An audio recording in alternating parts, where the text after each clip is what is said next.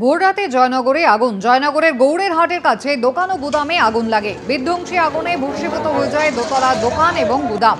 আগুন ছড়িয়ে পড়ে পাশের বাড়িতেও। দমকলের দুটি ইঞ্জিনের বেশ কয়েক ঘন্টার চেষ্টায় আগুন নিয়ন্ত্রণে আসে। আগুন লাগার পর স্থানীয়রা প্রথমে জল এনে আগুন নেভানোর চেষ্টা করেন, যদিও তাতে কাজ হয়।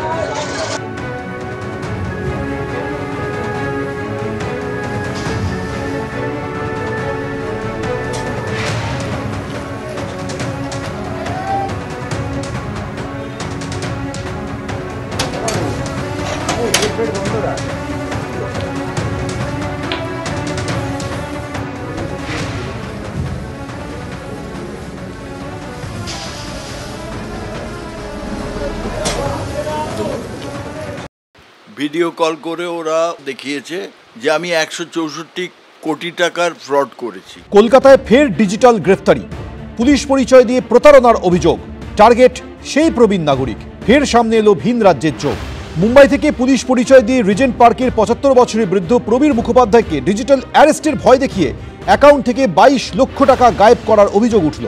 আমরা রয়েছি এখন রিজেন্ট পার্ক থানার অন্তর্গত মুড এভিনিউতে। সেখানে একজন প্রবীণ নাগরিক তিনি অভিযোগ করছেন যে তাকে ফোন করে মুম্বাই পুলিশের অফিসার পরিচয় দিয়ে তাকে বলা হয় 400 কোটি টাকার ওপরে তিনি প্রতারণা করেছেন, এবং এই তদন্তের আওতার যেহেতু তিনি রয়েছেন তাই তার যে ব্যাংকের টাকা রয়েছে বা এফডি অ্যাকাউন্টে যে 22 লক্ষ টাকা হারিয়েছেন। প্রবীর মুখোপাধ্যায়ের অভিযোগ, কয়েক সপ্তাহ আগে ফোনে ভিডিও কল আসে। সেই ভিডিও কলে পুলিশের উর্দি পরে কয়েকজনকে বসে থাকতে দেখেন তিনি। তার দাবি, ওই ব্যক্তিরা নিজেদের মুম্বাই পুলিশ বলে দাবি করেন। তার দাবি, ভিডিও কলে জানানো হয় মধ্যপ্রদেশের এক ব্যক্তির সঙ্গে মিলে ওই বৃদ্ধ 400 কোটি টাকার প্রতারণা করেছেন। তদন্তের স্বার্থে ব্যাংক অ্যাকাউন্ট থেকে টাকা পাঠানোর নির্দেশ দেওয়া হয়।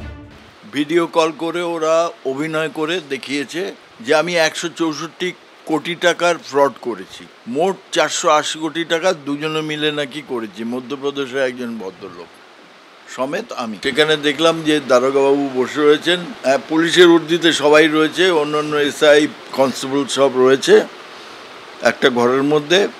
পুরো অভিনয়, সেটা পরবর্তীকালে আমরা বুঝতে পেরেছি, বা সাইবার থেকেও আমাকে তাই বলেছে। বৃদ্ধের অভিযোগ, টাকা না দিলে গ্রেফতারির ভয়ও দেখানো হয়। তার দাবি, এরপরই ভয় পেয়ে প্রায় 22 লক্ষ টাকা দিয়ে দেন তিনি। ভয়ে আমার 15 বছরের জেল কাস্টডি হবে, 75 বছর বয়স আমার এখন। যে টাকাটা দিল মানে এক ধাপেই পুরোটা নিয়ে নিল নাকি না কিভাবে?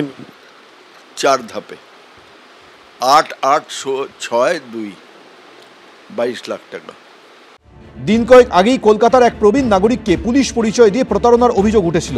সেই ঘটনায় ইতিমধ্যেই গুজরাট থেকে এক শিক্ষক সহ 3 জনকে গ্রেফতার করে কলকাতা পুলিশ।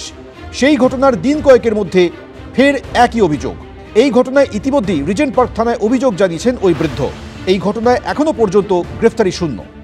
আবির দত্ত, এবিপি আনন্দ। এবিপি আনন্দ, এগিয়ে থাকে, এগিয়ে রাখে।